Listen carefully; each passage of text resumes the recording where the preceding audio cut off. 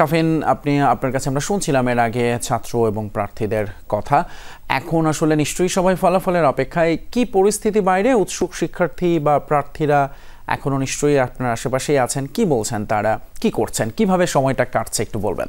রাতের শেষ ভাগে তেতুমির জাকসু নির্বাচন কমিশন কার্যালয়ের সামনে শিক্ষার্থীদের যেই জাকসু কেন্দ্রিক অবস্থান ছিল সেটি ধীরে ধীরে কমতে শুরু করেছে। অর্থাৎ সারাদিনের নির্বাচনী কার্যক্রমের পর তারা সেই ফলাফলের জন্য অনেকটা সময় অপেক্ষা করেছেন। তবে যেহেতু এখনও আমরা দেখছি যে রাত ৩:১৫ এখনও ভোট গণনা চলছে, যেটি বলা যায় যে নির্বাচন কমিশন সদস্যরা ইতিমধ্যে জানিয়েছেন যে এই ফলাফল পেতে হয়তো আগামীকাল ভোর বা দুপুর নাগাদ সময় লাগতে পারে। এখন শিক্ষার্থীদের উপস্থিতি অনেকটাই কমে এসেছে পুরো ক্যাম্পাসে।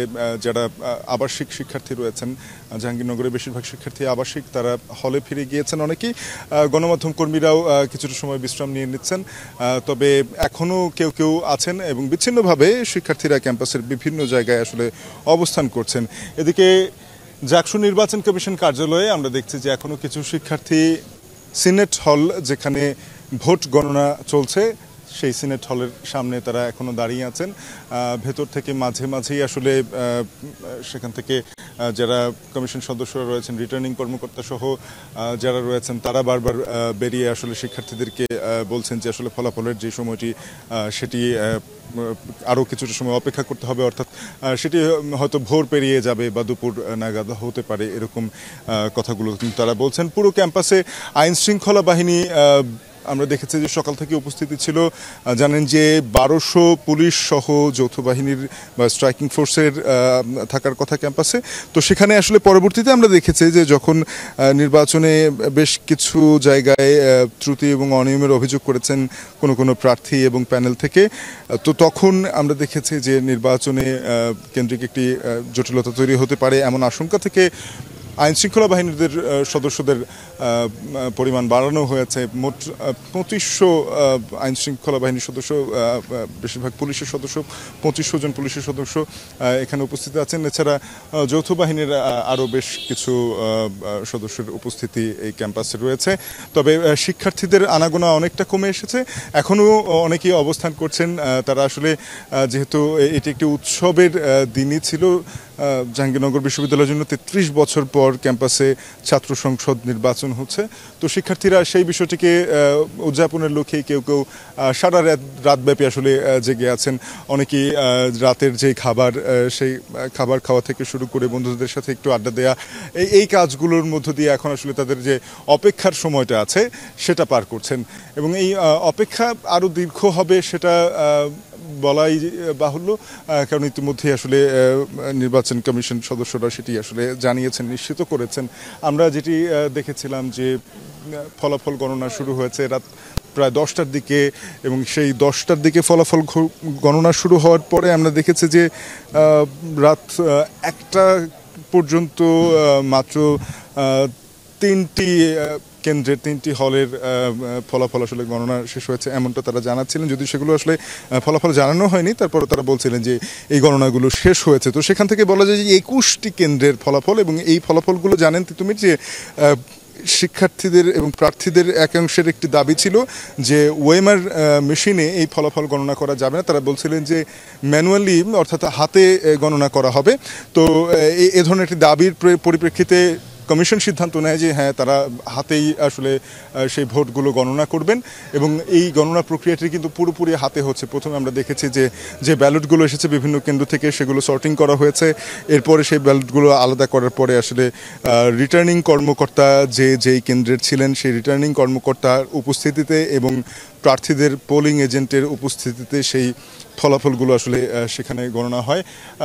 এবং সেখানে আসলে গণমাধ্যম কর্মীদের একটি উপস্থিতি রয়েছে। সেখানে গণমাধ্যম কর্মীদের জন্য একটি জায়গা করে দেওয়া হয়েছে, সেখান থেকে তারা সরাসরি দেখতে পারেন। এবং আমরা যমুনা টেলিভিশনে কিন্তু সরাসরি সম্প্রচারও করেছি যে ফলাফল গণনার যেই কার্যক্রম চলছে সেটি সারাদিনব্যাপী। জানেন যে অভিযোগ পাল্টা অভিযোগ, নানা ত্রুটি নিয়ে কথা বলেছেন প্রার্থী এবং ভোটাররা।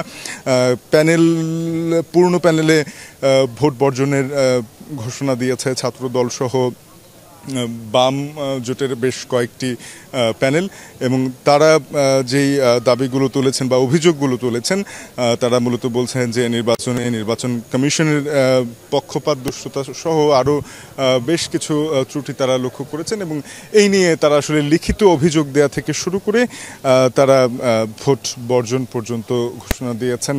তো এর পরবর্তীতে আমরা মধ্যরাতে বাংলাদেশ গণতান্ত্রিক ছাত্র সংসদ তারা এখানে ব্রিফিং করেছিল একটি। তারা সবশেষ যেটি বলছেন যে তারা ভোট বর্জন করছেন না, যেহেতু এখানে ৮,০০০ শিক্ষার্থী ভোট দিয়েছেন। এটি এত বছর পর শিক্ষার্থীদের একটি প্রাণের দাবি ছিল যে জাকসু কার্যকর হোক। তারা বলছেন যে ভোট বর্জন করলে সেই প্রক্রিয়াটি আবারও এরকম ৩০ বছরের জন্য ৩ দশকের জন্য ঝিমিয়ে পড়তে পারে।